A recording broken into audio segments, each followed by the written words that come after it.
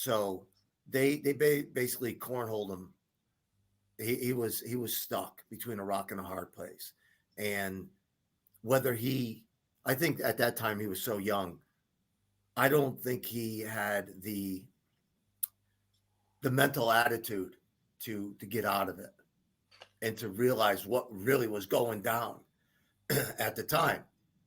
Me taking control of the match, the entire match, not selling anything. It wasn't against him. It wasn't personal. And I think, people always want to stir up that hornet's nest to get something out of it, right? Because, you get to talk back and forth. Oh, this is really good. This is really good. It's not about that. I have no issues with Alex. I've spoken to him since.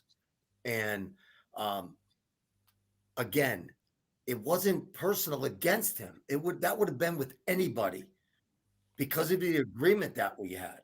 It was personal with Flair against me because he knew the deal, and I didn't have time to talk to the office and say, hey, what's going on?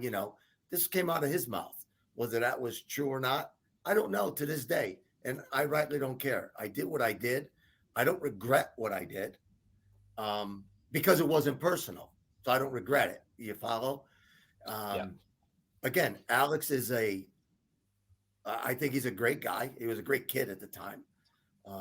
I spoke to him since, and again, I think we parted. We came to an understanding, to an agreement that everything is cool between us.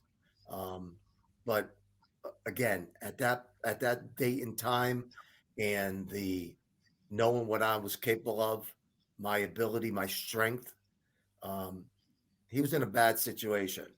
So he went with it, and I kind of manhandled him throughout the match. But again, that was to show that I'm not going to do what you want me to do.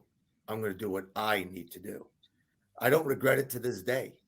I feel bad. Don't get me wrong. I did feel bad that, for lack of a better word, I took it out on this kid.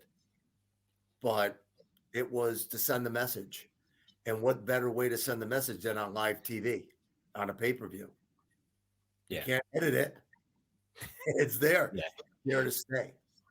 You guys actually, because a lot of people have the misconception that that was your last match in WCW. You were gone straight away, but you actually worked a few house shows with Alex even directly after this, maybe 4 or 5 matches together.